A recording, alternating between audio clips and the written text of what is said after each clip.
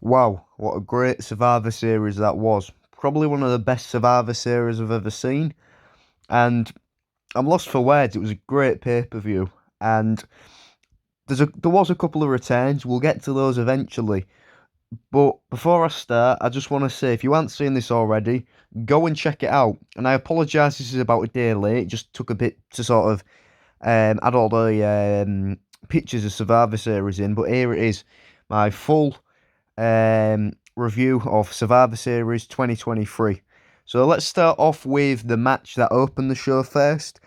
And to be honest, this match I thought it was a good match, and it was none other than the women's War Games match. And of course, Damage Control came out. They came out second. Great attire. This is sort of just what I want to show.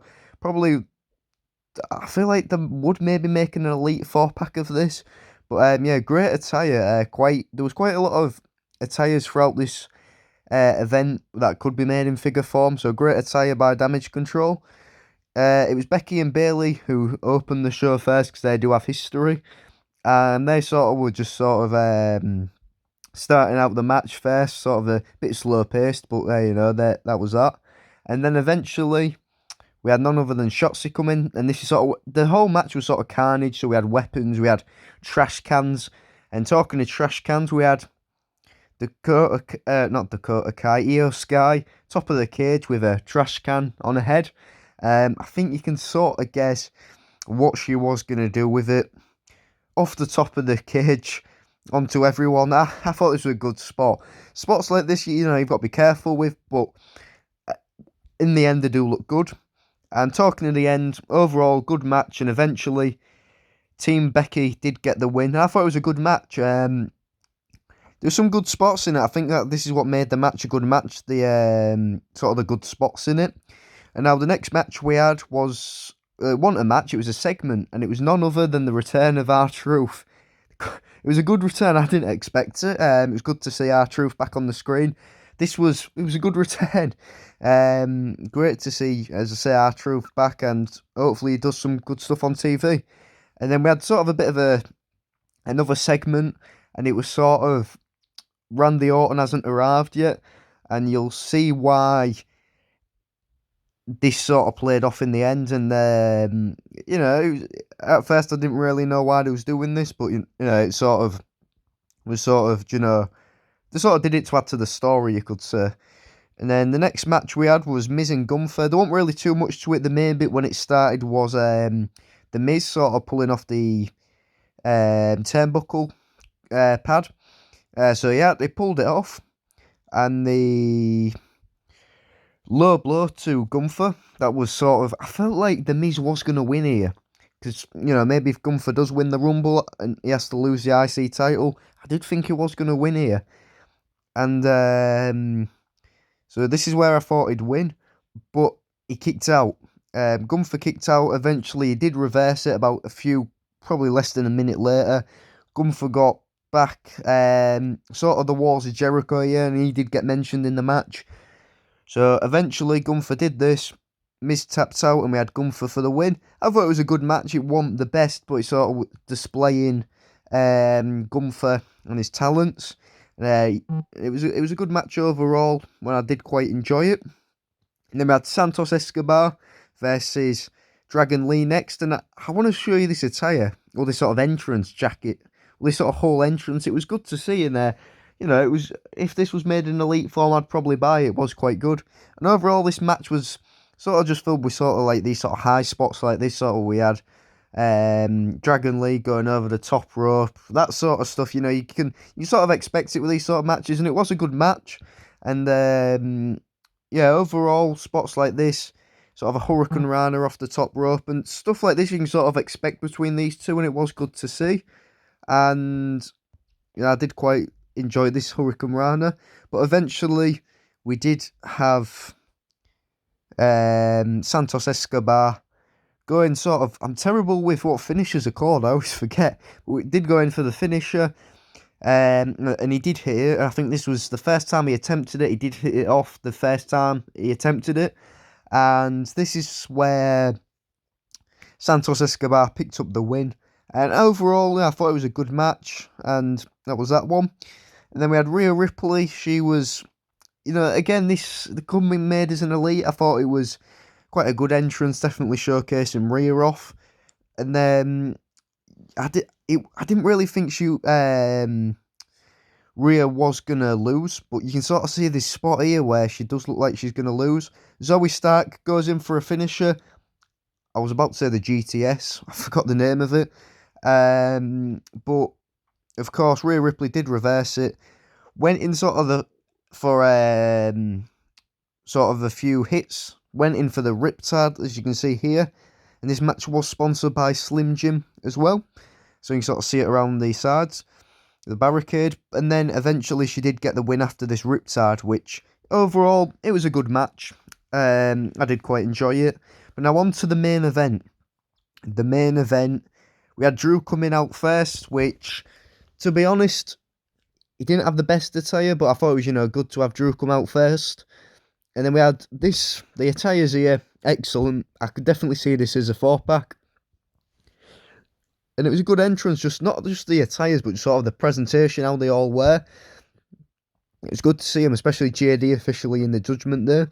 And then we had Cody make his entrance. A good attire, I will say. The jacket was similar, but with a sort of war game style on it, sort of camouflage. And then we had Jey Uso's entrance, of course, the camouflage trousers. Quite a big reaction Jey got, I will say. He's quite sort of over with the crowd, especially here in Chicago.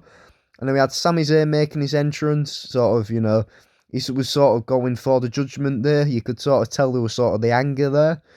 And then we had Seth making his entrance, and there was that. There's all the entrances, so you're wondering where's Orton. He didn't show up here, so there was no Orton here. And then the match started with Seth and Finn Balor. Seth going second the match started, straight over the top rope. And I do like when they sort of mix the two rings like this, so go from ring to ring. It's always good to, see like style like this. And then Drew was going to come out, but Damien said there was a plan, stick to the plan.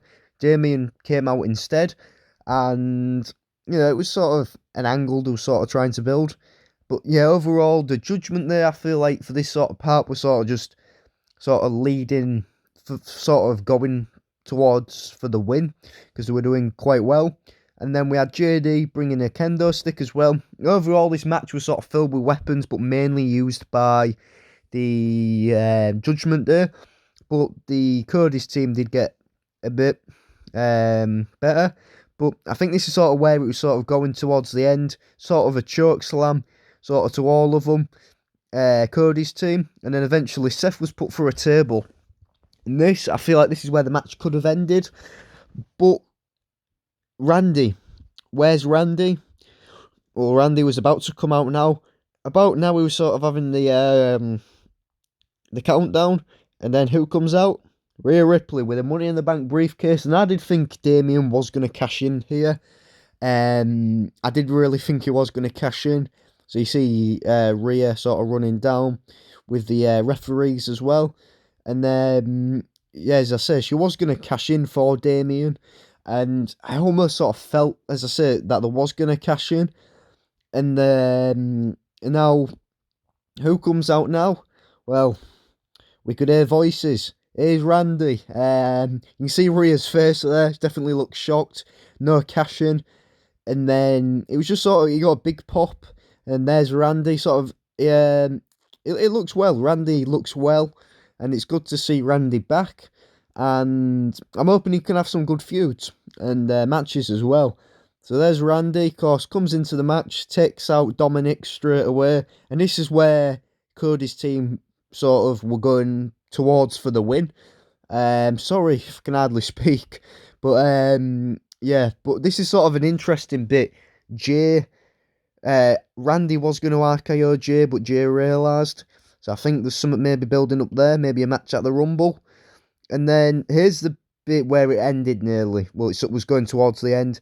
RKO from the top. Where they're going to do it, or was something going to happen? But you see, there it is. The RKO from the top of the cage. I want to say it's one of the best RKOs. And then Randy let Cody hit the crossroads, and you can sort of see sort of the respect between the two there, sort of the between sort of Evolution. So it's good to see that. And then Cody's team did get the win. Ultimately, they did get the win, which is good to see. Overall, it was a good match. And now, this is where the show was ending. As you can see, show's ending. The press conference sort of towards signalling the end of the show in the corner. And I did think it was going to end there. But then all of a sudden, Cult of Personality started playing. If you don't know, CM Punk's my all-time favourite. It was good. I really popped at my house for this. I was really happy for this, for CM Punk to return. And you can see the crowd as well. He got a big pop on us, one of the loudest pops I've heard. Big reaction from the crowd.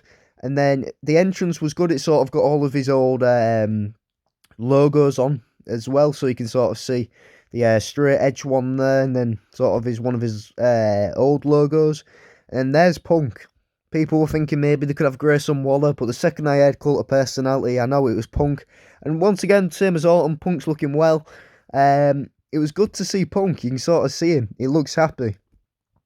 And then sort of, I think you can see Punk taking it all in. You sort of knew that he was gonna. It was happy that he was there, and I was happy as well. And you can see the crowd all happy to see him. And I think hopefully, can hardly speak. It's good to see Punk back, and I'm hoping he can have some good feuds.